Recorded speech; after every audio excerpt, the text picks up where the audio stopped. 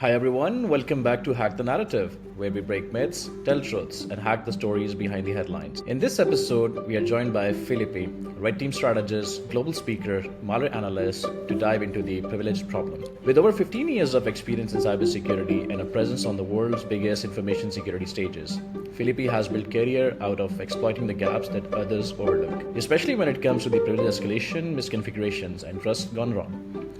From dissecting 0 days to training red teams, Philippi helps us unpack the most dangerous power in the wrong hands and what organizations still get wrong about it. So let's get started. Hi, Philippi. Welcome to the podcast. Hi, sir. It's a pleasure to be here to you. It's an honor. It's a pleasure to have you back again. It's been long since we met in person back in Black Hat 2024, probably. So I'm hoping to see you Yeah, again on the exactly. Black Hat again. Let's see how it goes. Yeah, let's close our fingers and let's see Yeah, what let's happens. hope for the best. So, Felipe, I've been Yeah. following you on the LinkedIn. I've been a big fan of yours as well. I don't call you by your name. I never understood actually, so I called you X-Man, as Yeah. always for me. So it's Exactly. always a motivation for me, and I'm always looking to the content and the research that you have been doing in the space. So to get started, so can you share your journey into cybersecurity and what led you focus on identity and threat intelligence while you have been working in a different areas of cybersecurity as well? Yeah, thank you so much again. It's a pleasure. And actually I recorded another podcast and I received the same question. And the interesting thing about the other podcast was because the name of the episode was The Chosen One. That was interesting because in my career, let's say in the cybersecurity, I'm not decided to go to the cyber career. Actually, cybersecurity chose me. So that's the fun history about my journey, because like I was graduated in process management. That's my different story that I have, because I was graduated again in process management. I was a salesperson in the past, and I work at Dell Computer in Brazil. And by the way, I'm Brazilian, and right now I'm talking from Portugal, but sometimes I'm in the US, in out of Dallas. So, but now I'm in Portugal. Actually, I don't know what I'm leaving. Maybe I'm leaving inside of the airplane. But anyway, this is another podcast, another topic to talk. But but basically, and I started my career in sales, and in 2000, I think 2000, I don't know, in 2011, I decided to move into the technical career. Why I do that? Because the sales executive that I saw in the past, the best salesperson, all those guys, they had the experience or the background in technical things, and I didn't have at that time. So I thought, okay, let me change for the technical career, and after that, when I have the good background and the technical things, I can go back to the sales.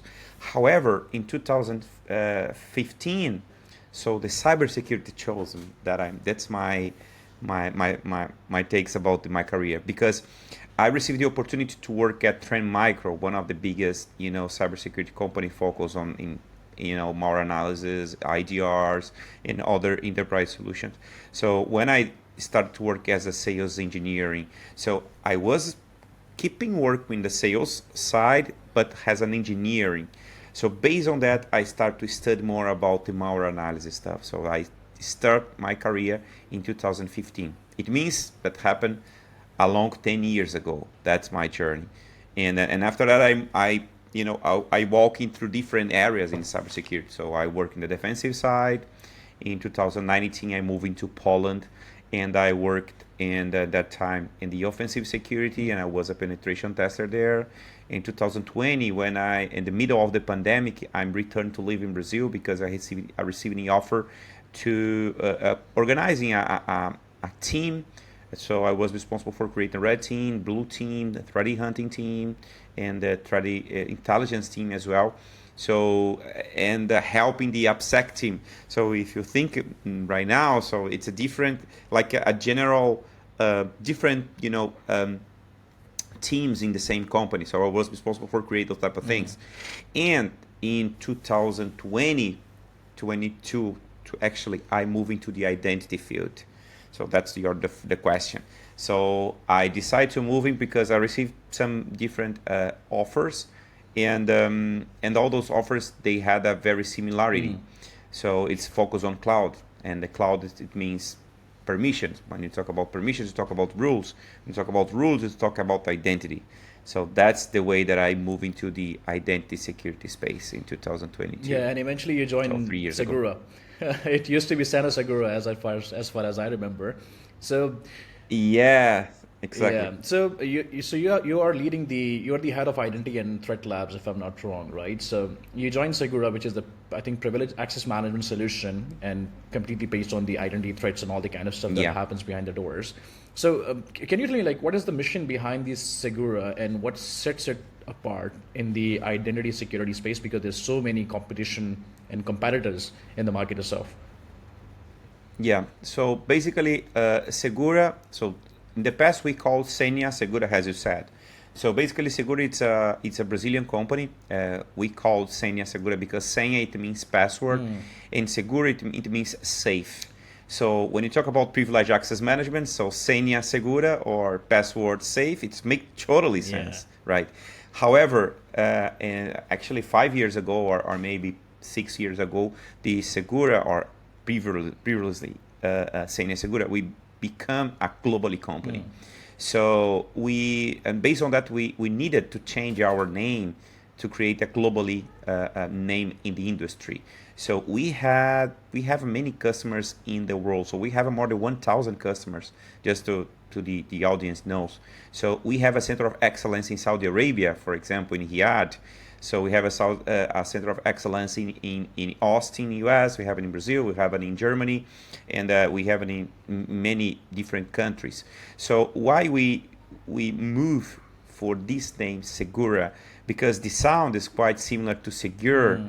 So, and not only this, but when we don't have more password in the name, it's because we don't to have a privileged access management or to have a secrets protected or certificate protected, you need to be secure and you don't need to have passwords. Exactly. So that's one of the idea behind of the change of the name and keeping Segura because it's a Brazilian name, and this is what our main mission, to bring the security, not only this to bring this security to the company, but to bring the technology applied to the companies and based on the identities, and not only this, but to have the good training to the different countries. So that's our main mission in the market. So protect the identities to every country that we can go. So, and this is the mission of the Segura. And on the other hand, so I had a dream when I started my journey in cybersecurity, as you asked in the beginning. So my dream was, okay, if I'm working with threads, I would like to work in a thread labs. So that was my dream in 2015. So after 10 years or 9 years, I created the Identity Threat Labs. So the mission of this specifically lab is to investigate threats, new threats, helping the nations not only investigate malware, but helping the nations. So nations, I mean different nations like, for example, Brazil, in US, Latin America, Middle East, all continents. That's the mission of the Identity Threat Lab. So investigate those threats and finding those threat actors, finding those attackers, and helping the policy enforcements, the FBI, Interpol, all the organizations, the arms involved with this to be globally into helping those organizations to against those threats. So that's the mission about the Identity Threat Labs. Yeah, so definitely there has been a transition from Sena Segura to Segura, and the Identity Threat Labs was basically started by you, as you have mentioned. So has your role evolved as the company transitioned or rebranded, or is it completely the same as well? Actually, it's not in the transition name of the company not starting with me in me actually, but I'm totally involved with the CTO and CIO, and I talk many times with the CIO. So I talk with Marcus, one of the founders of the Segura, and one of my not only feedback, but I'm part of the team, or let's say the head. We have many heads in the team, like the head of Identity Threat Labs, head product head, and the developer head, and we all obviously we involve with this transition, Yeah.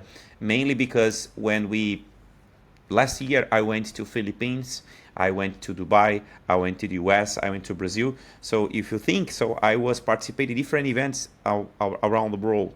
So I talked with many customers, many different, like people, and asking about this journey of the company. So it's for me actually it's a pleasure, not to be like the employee, but to be my part of my DNA in Yeah. the company. So that's one of my proud that I have. Not only, and of course, creating the Identity Threat Labs was, as I said, it was a dream, and I had like Segura that believes me, believe in my dream to build this, because it comes through the same idea of the company to bring, to create this Identity Threat Labs, and changing the new name and the new brand. So that's the part, those things working together. So that's a super nice and super exciting. Yeah, true. It has become part of your DNA eventually. So, this is very fun question I always ask to everybody because we enjoy cybersecurity and it's part of our DNA. But the people who really want to get started in cybersecurity, they always we are looking for work-life balance, that kind of stuff, which is actually not there when it comes to cybersecurity. It's very difficult to find that sweet spot. So, what does a typical day look like for you? Like, how do you combine like threat research with identity and access security? Because a lot of stuff is happening in the market. So, like, I can say to you, so how I can balance those type of things. So let's see my daily. It depends of the day, of course. It depends how many meetings I have. However, like, I have some things in my mind. For example, in the weekend, it's totally close to my family. That's my priority. So usually Saturday and Sunday, I'm involved with my family. So doing something with my kids, with my wife, going to some restaurant, and I'm involved with the church. So I'm Baptist church, let's say Baptist church, and I go to church. I play like drums. I play bass and keyboards. I play some instruments, by the way. So I'm involved with that in the weekend, and but during the week I like to go. I go to the gym to do a specifically training. The training is called electrostimulation. So I receive some shocks in my body during the exercise. It's completely different. So if you follow me on Instagram, you can see that this training. But it's very nice because okay, I go to the gym, but during the exercise I using these special clothes and I receive some shocks. So that's my balance about working. Like, we need to have a hard work. You work in the cybersecurity field. You know how this Yeah. works. So you know that we need to be involved, doing studies, doing reading books, watching videos, watching podcasts like like your podcast, and that's the way that you can keeping updated. However, we need to have this balance, as you said. So my balance is going to the gym, receiving the electrostimulations, and talk with my wife, and enjoying the weekend, and drinking my special drink for my country, and we call chimarrão. Chimarrão Okay. is a hot tea. So I drink every single day after the breakfast and after the lunch. So, and by the way, I published yesterday on LinkedIn the another podcast, and I put in there the chimarrão, how you can prepare. This is a typical for my city, actually, in Brazil. But like, this is a part of my day. Yeah, I came across this post actually, and I was like, "What is this cup doing there in in the banner?" Yeah. So now I know what is the reason behind that. So yeah, Yeah. so it's really important to have a work-life balance, and I think it eventually depends on us how we manage our day because it's completely on us. So with cybersecurity, with family, with requirements, priorities, you have to like make sure that you have a proper timetable for that. So The second question for you is basically on doing community contributions, for example. So, like, can you share, because you have been doing a lot of research for the community, and it's mostly it's public, and I've been reading most of it as well. So, can you share maybe one example where your research directly led to a product or security improvement? Um, yeah, definitely. So one of my, let's say, when I talk, we talk about TNA, right? And I'm doing some research. I was doing. It's difficult to just I was because I'm keeping doing, and doing some research about the cloud exploitations, and based on misconfiguration. So basically, is how you can use in your creative mind to explore misconfigurations in the cloud. So this is one of my main talks. So I talked last year at Black Hat Middle East. So how the attacker can explore misconfigurations in the cloud. I bring some examples in AWS, for example, and based on this research, I I could bring new features for the product perspective. So that's interesting because like we can see some features, for example, in the Bloodhound, in the specifically tool that you can use it for defensive security. Usually focus on IT Active Directory, and you can use as well Azure Hound for Azure. However, for AWS, you can use Paku or another tool.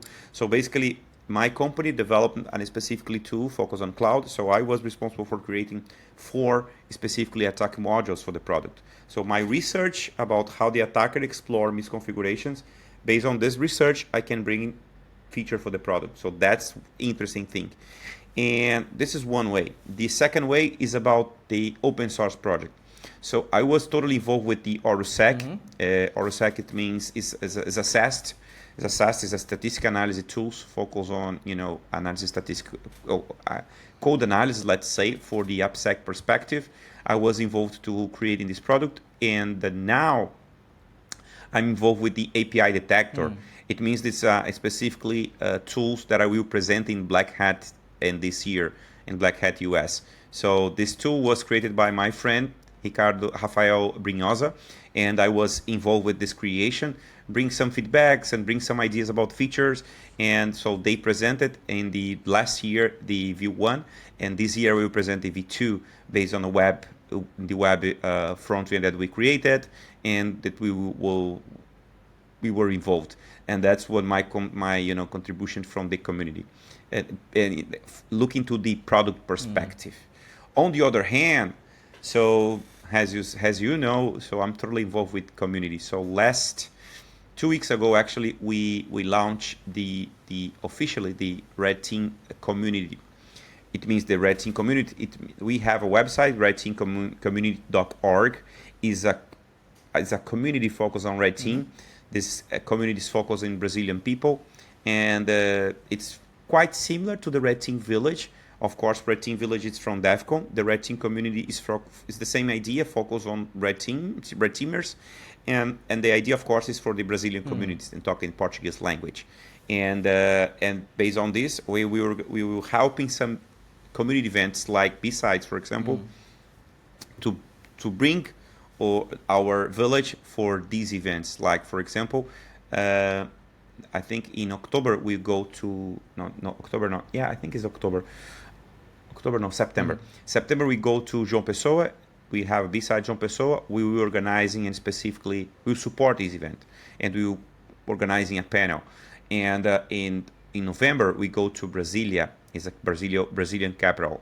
Brazilian is the capital of Brazil, and we organize not only a panel, but we will have an hour properly track focus on Red Team. So how we can, it's a no proof initiative. So how we can bring this education to the community. That's our involvement. And I have a spoiler to you, because few minutes ago, before our conversation right now, I received the confirmation that I will be the official organizer of the B-Sides Porto here in Portugal. So I'll be responsible for this new event here in Portugal. Many congratulations for that. Thank you, sir. This is a spoiler. The first channel that It is, yeah. I am Yeah, saying. you haven't posted this publicly Cool. as well. I know. Yeah, yeah, definitely. That we can do. Yeah, that's. I'm super happy because, like, of course, I have my job. I work with Segura, Mm, as you said, but I'm. I like to say, I was created by the community. You yeah. know, when I started cybersecurity, I remember I had a guy, Igor Rincon. It's my friend. So he said, I was working 1 month in the cybersecurity. I didn't know nothing that Mm, time. I didn't nothing. I didn't know nothing about power. You can imagine 10 years ago, I didn't know yeah. anything about powers. So he said to me, Felipe, you need to be involved with the community.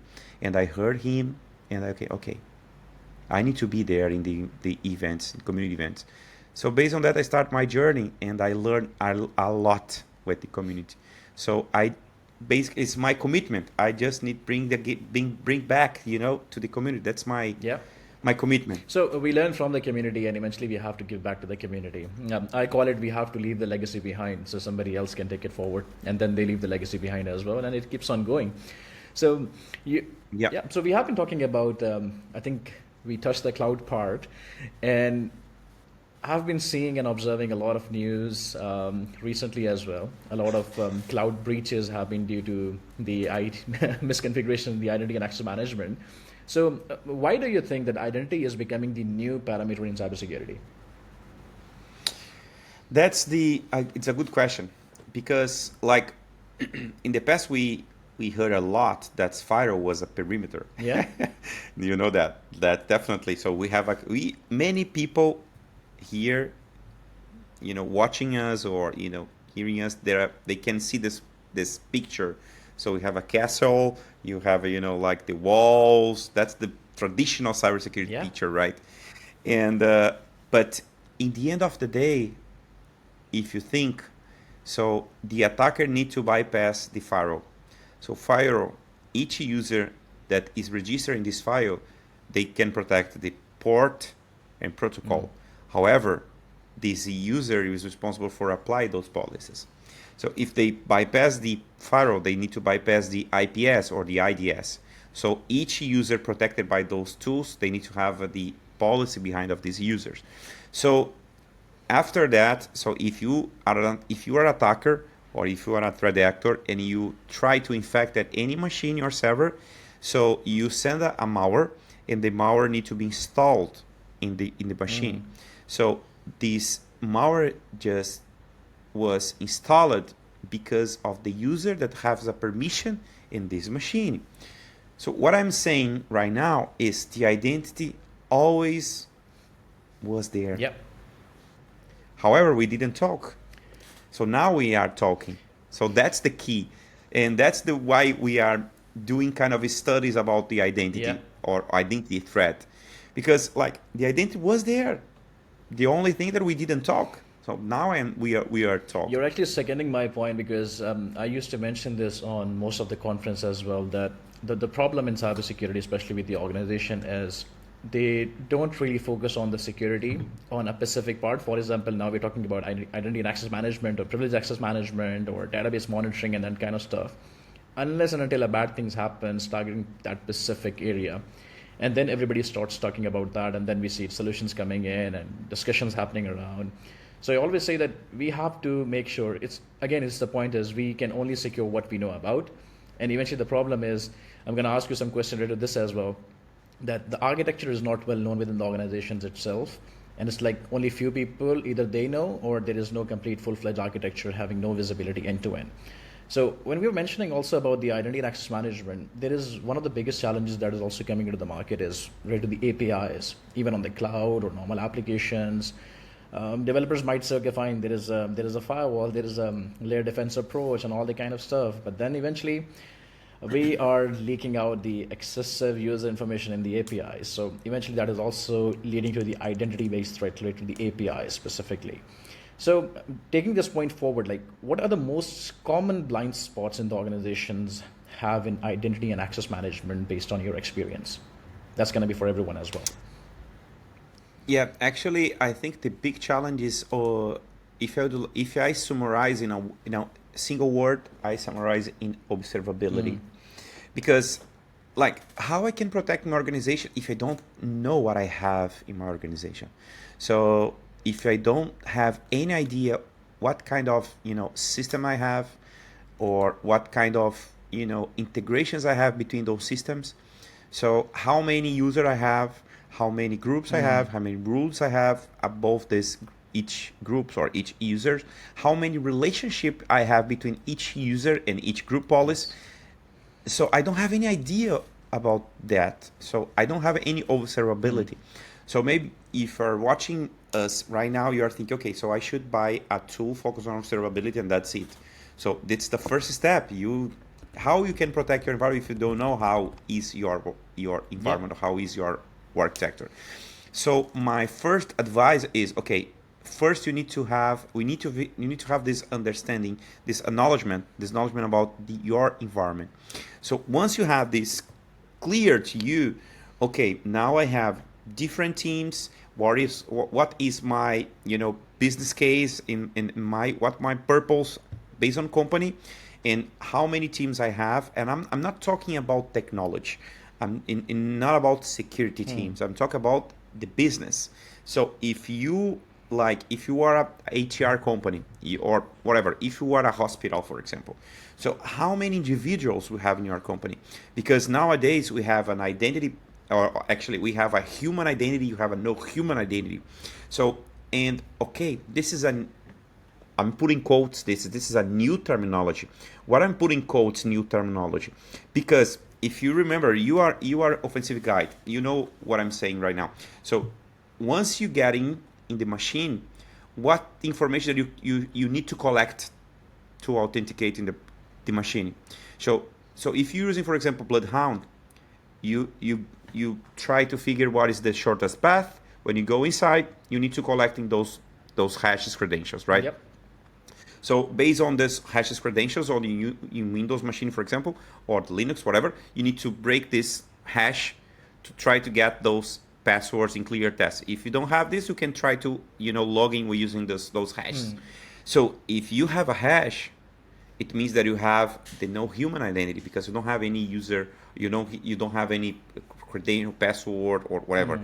So like that's the key about how you can see the observability.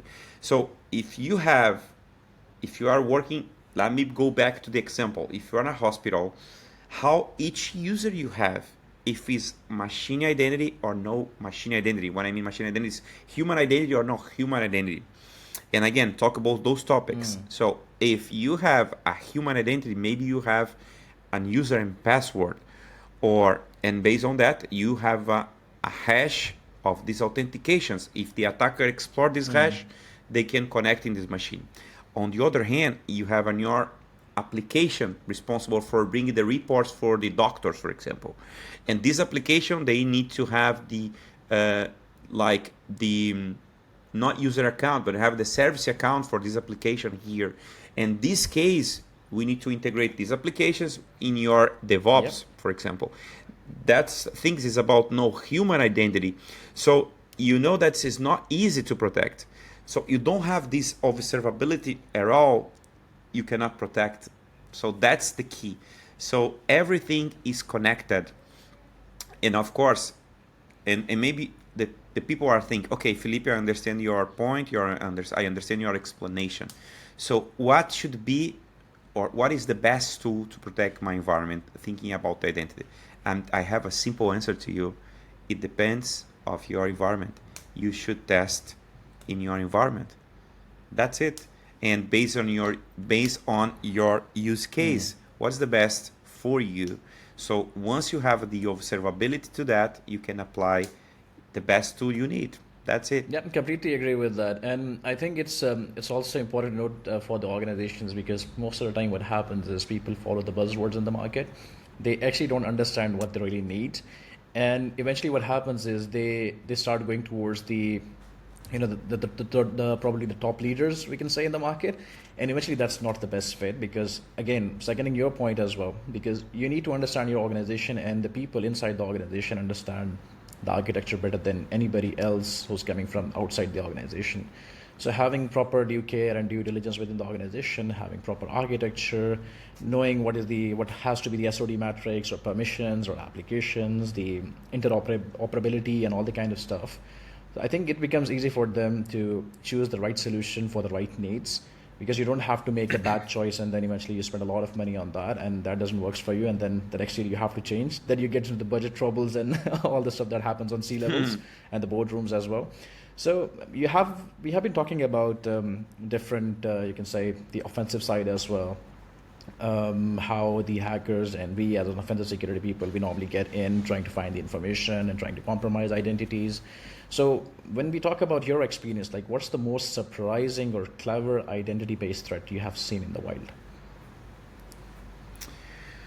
Actually, I received these questions quite times in the not only podcast but after my talks, and I usually like it's just my perspective, and of course, maybe you can have another or other people can have another experience. It's not okay for me, but the thing that I'm seeing right now in the market it's a simple. When I'm saying simple, it's about misconfiguration. Like it's simple like this, because like, so if you thinking with me about, I like to bring some usually use case, okay? So why I'm telling about the misconfiguration, because, okay, thinking if you are working now in a startup company, okay, so we are working in a startup company, this company responsible for creating a new, I don't know, like the chaos platform using AI. So I don't know if there are kind of company in this way, but if you work with AI, you are watching us right now, you can create your this is some idea.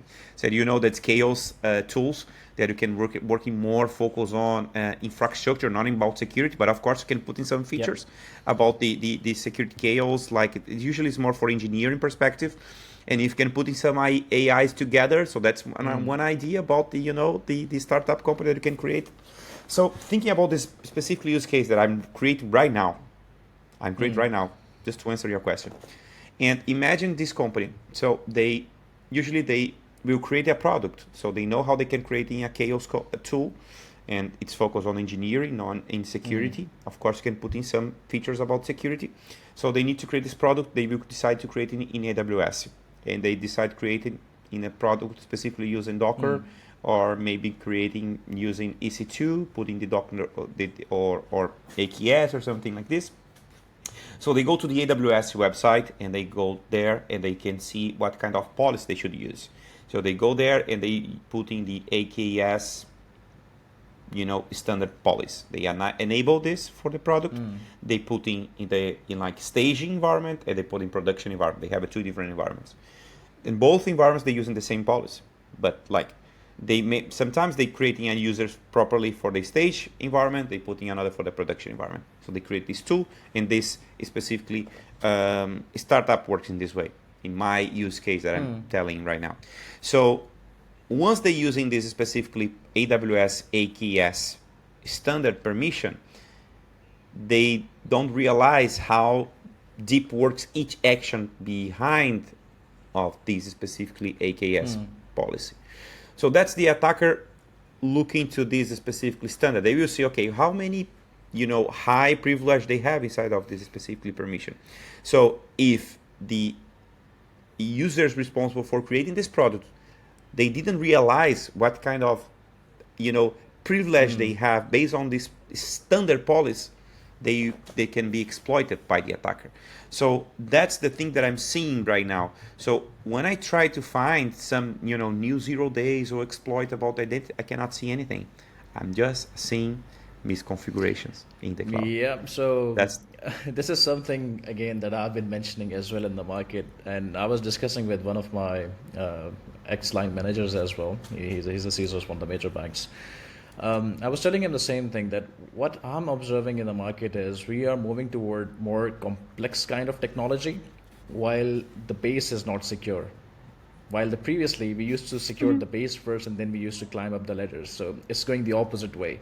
And eventually what's happening is we are leaving behind loads of misconfigurations, very simple misconfigurations that leads to breaches and all the kind of stuff that is happening in the market.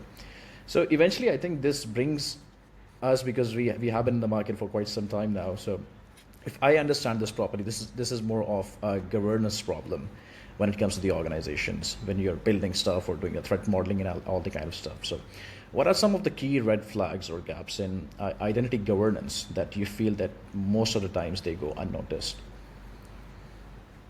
That's interesting because when you talk about governance, so I think I heard something 10 years ago about the legacy applications. That is 10 years ago, it's quite old. 10 years ago was old. Yeah. Let me explain. In 2015 was old. So nowadays, what kind of problem we have in governance? Legacy applications. So 10 years after, We still have that. instead of was old, it's keeping that. So that's the key. Yeah. And like, and I think, let's say the organization, as you said, they add a kind of complexity here. So in the past, we have organizations and we have different, applications, layers of applications, layers of, security sensors, and they should add new technology or new, when I mean technology, I mean new security, new technologies. However, they add more technology, a new, let's say, new legacy softwares, and they add more complexity to the environments. So, for example, about AI, talking about AI.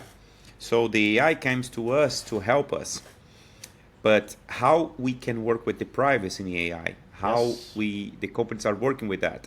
So the company don't know because we don't have any, or maybe we have a quite regulations, but it's real regulation or not real regulation. So okay, it's technology. So they add more complexity. So it becomes to the second question that you made. So in the question that you asked me, and I answered you about the observability. Yeah. So that's the key. So to talk about the governance, or even, for example, the critical infrastructure, for example, or we have a different protocols. And based on different protocols that you have, SCADA, Modbus, and other protocols that you have these. So how we can protect this? So would be better if you can, okay, we have this segregated network working with the SCADA protocols. We just have a single layer, single protections, a few different workstations or few servers there. However, we are doing, when I say we talk about everyone. So what we are adding here, we are adding new technology in this SCADA, we are adding new features, we are adding new, legacy software, we are adding many things in this specifically complexity protocol. So, and we are opening those things to the internet. Come on. Yeah. So actually, okay, I know that the technology are growing a lot. However, we are doing, how can I say that? Actually, for the attacker perspective, we are helping them. That is what is happening in the market. Yes, completely agree with that. That is exactly what is So happening. that's exactly. So we should give their life more difficult, but we are doing the opposite. Yeah, yeah. So I think this is one of the problems in the market, because I feel like, because I have experienced the same thing in the market as well, that not everybody is taking, even if you're working in the security, you're not taking security as you should, and it's difficult to align different teams as well, right? Because especially when it comes to business or IT or developers, they have so many projects and they're working on a lot of things, right? And they do make misconfigurations, and sometimes they know they're doing it and sometimes they don't know they're doing it. So when we talk about the approach on leading a technical team that works on the edge of research or product innovation, what is your approach on the leadership, and how do you lead the teams that is working with you?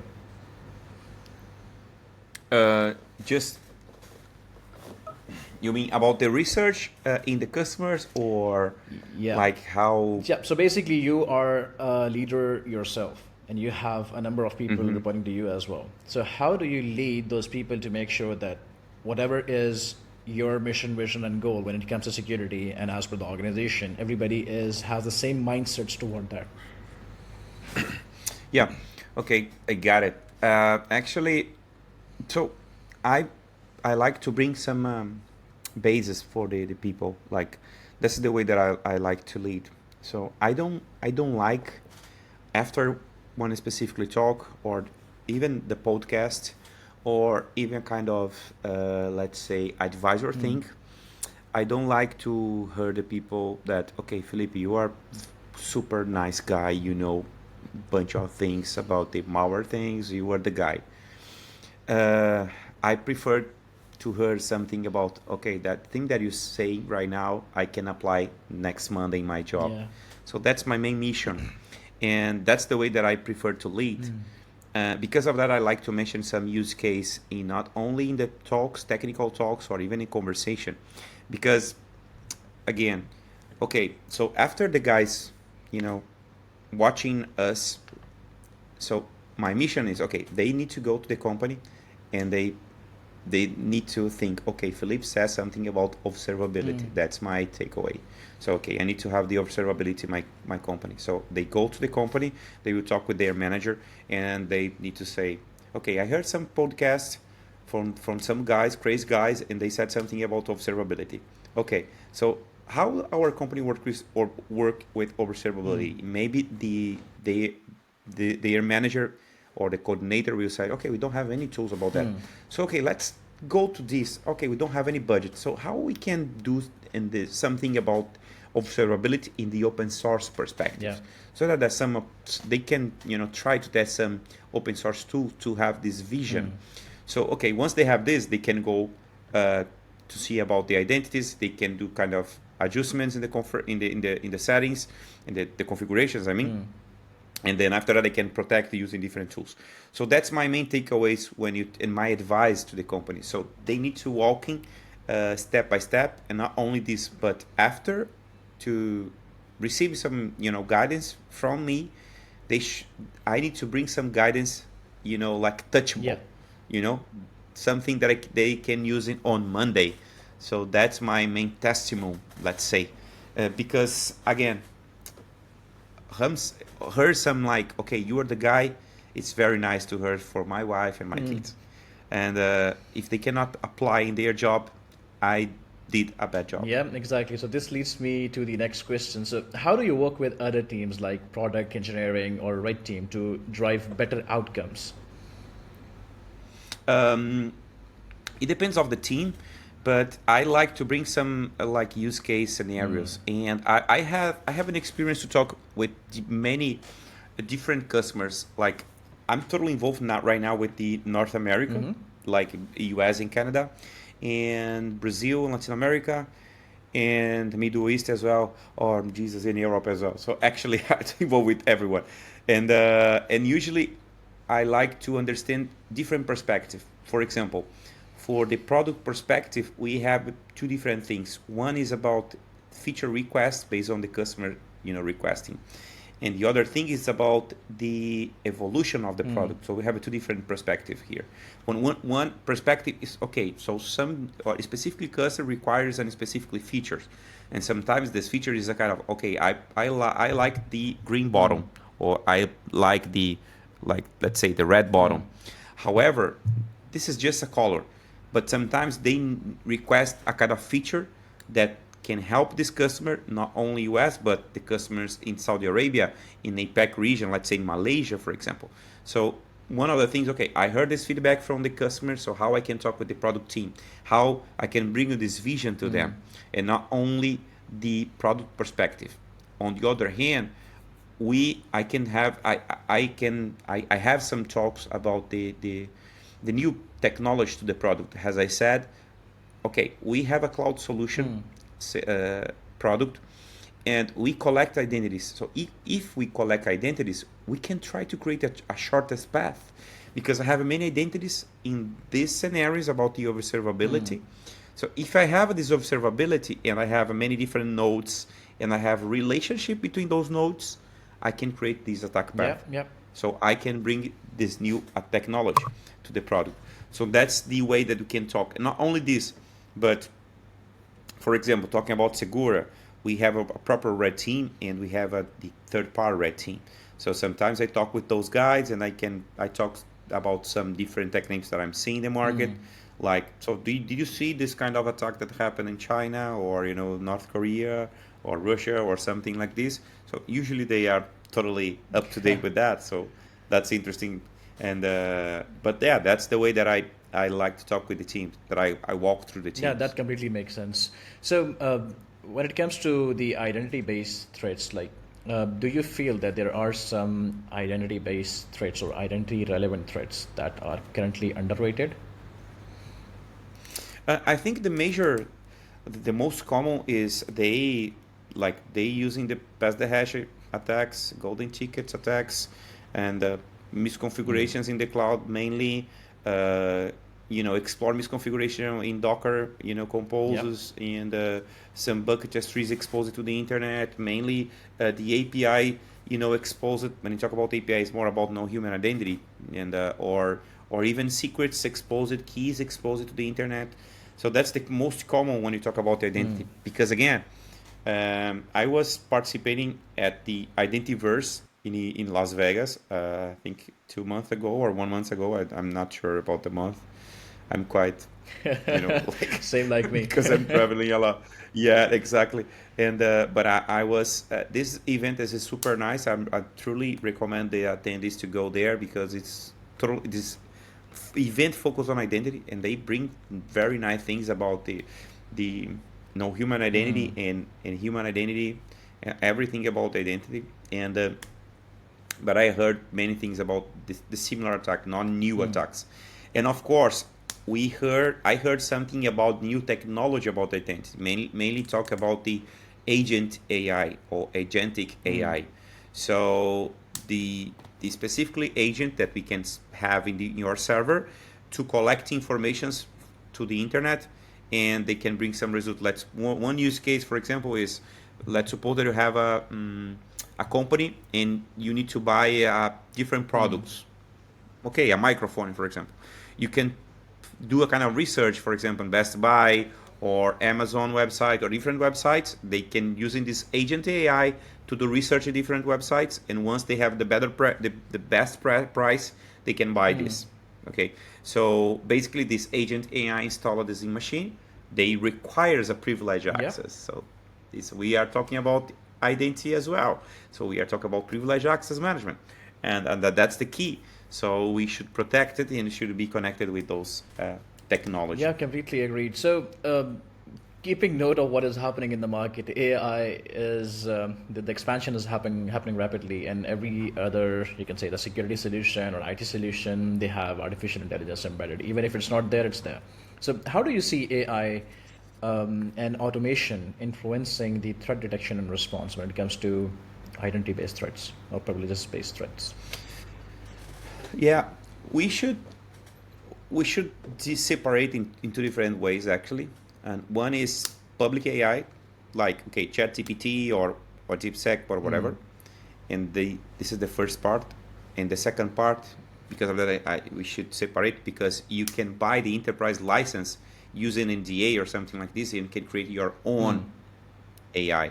So based on that, I prefer to separate those Mm. topics because when you talk about like the public chat GPT, you receive kind of information from the market, let's say. However, if you build your own AI, you can work in different Yeah. way.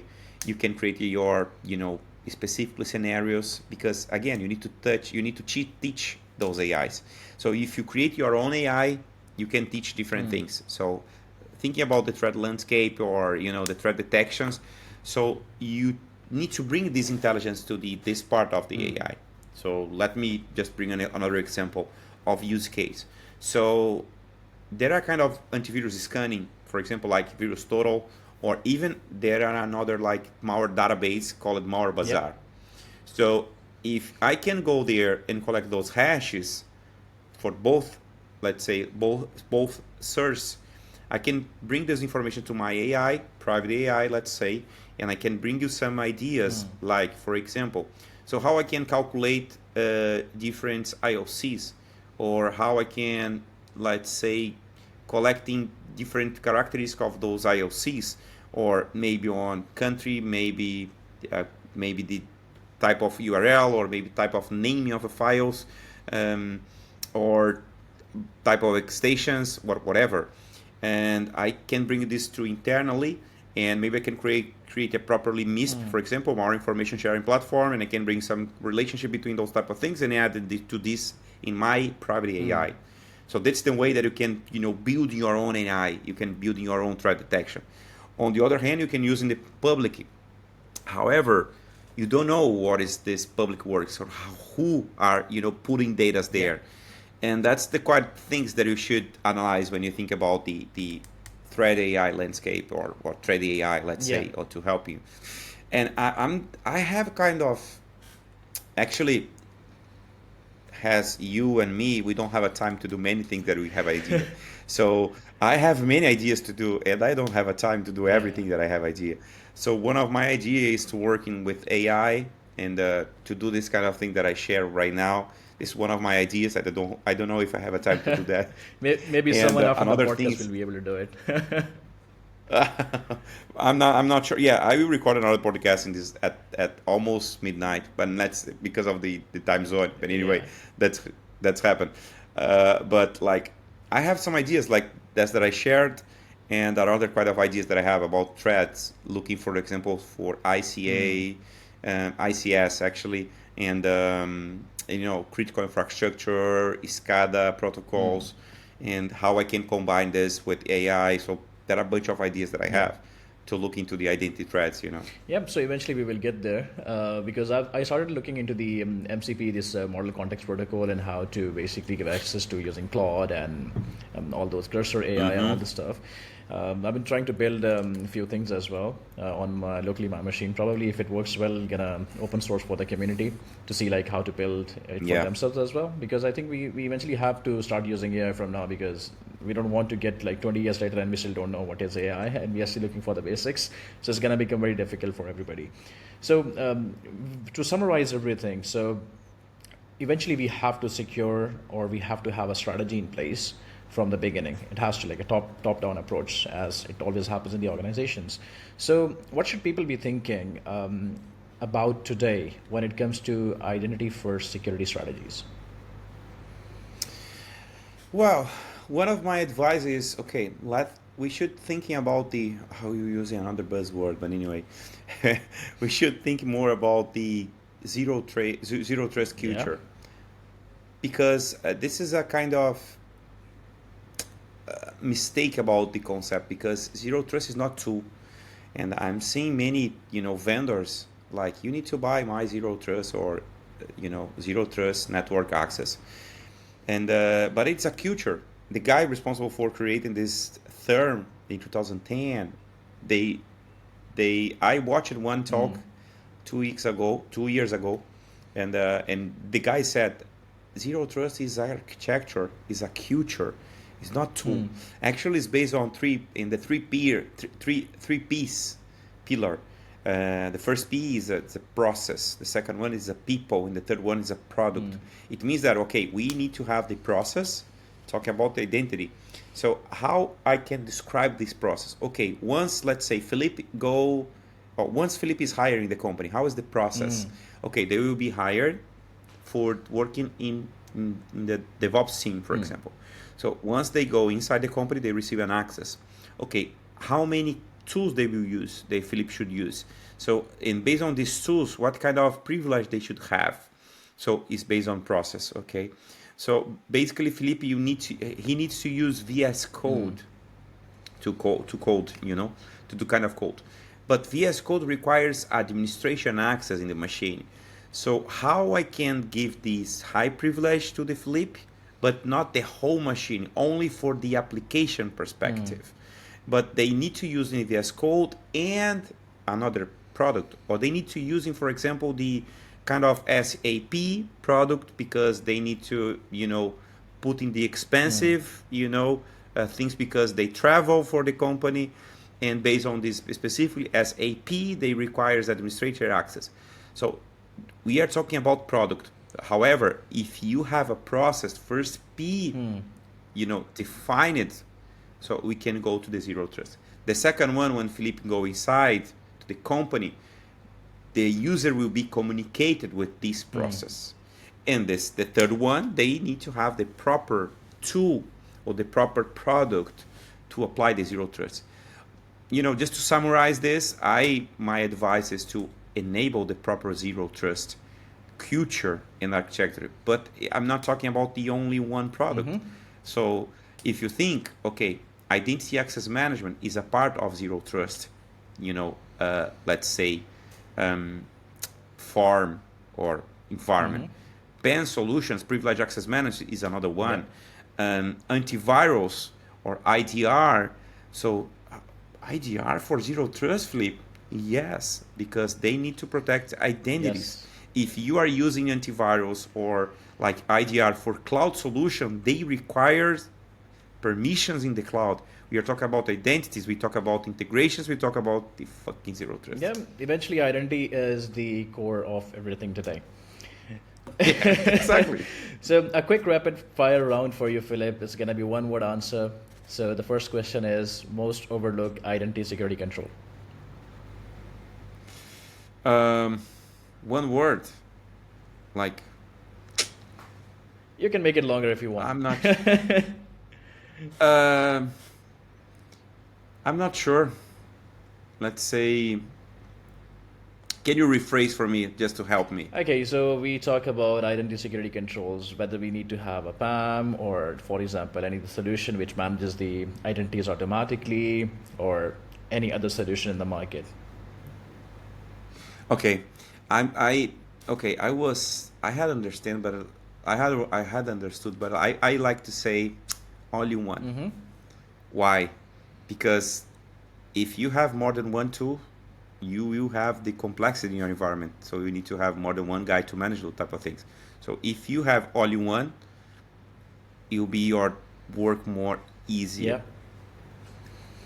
All in one is a good word. All right, we'll save that for my future use as well. I'm going to use that all in one. So favorite research paper or tool that you have been using? Favorite. Oh man, there are a bunch of it. I just can use one. Yeah, exactly. The open source perspective, I'm using the cartography. It's a really good tool. It's very nice. Yeah, or this is for the attack path. I like AutoSec and API detector. They both two that I'm working. And for the enterprise perspective, whatever tool that you want for Segura. Ah, there you go. They pay my salary, but it has to be Segura. So Segura in one word. Yeah, Segura in one word is joy. Joy. Yeah, that's it. So we have a kind of, let's say, values. One of these is joy. Another one is, change. Another is Ubuntu. Yeah. The kind of values that we have. But I think we received the same questions internally, and I answered this. I recorded a video, by the way, talking about this joy, because I enjoy my job, and the people around me is and not only this, but our product brings some joy to our customers. Yeah, but it's joy. Definitely, and I personally believe in this point as well, that if you are joyful and if you're enjoying what you're working on, you're going to work more and better, to be really honest. And that's what happens in cybersecurity, though. If I'm not happy, I'm not going to do a lot of work as well. So. Exactly. Yeah, I like to talk this in this way, like something I could work for free. Yeah. If they want to pay me, why not? Definitely. That's how it works in the market as well.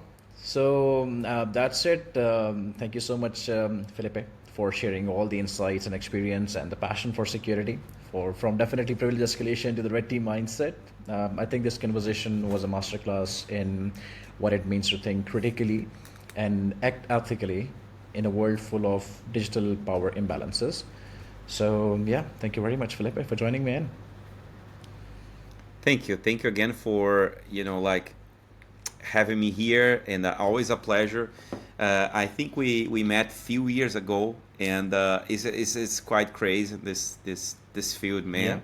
Because it's very crazy. I mean, so when I went to the Saudi Arabia and I saw you in person, was quite because the people don't know, but we started to talk 5 years ago. Imagine 5 years.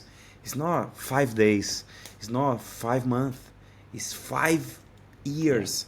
So like in 2020 was in the middle of the pandemic. So the people can imagine. So we had a Mm-hmm. pandemic. So and it's because of that. It's when you guys have the opportunity to connect with the people in person, you know, giving a hug, Yeah.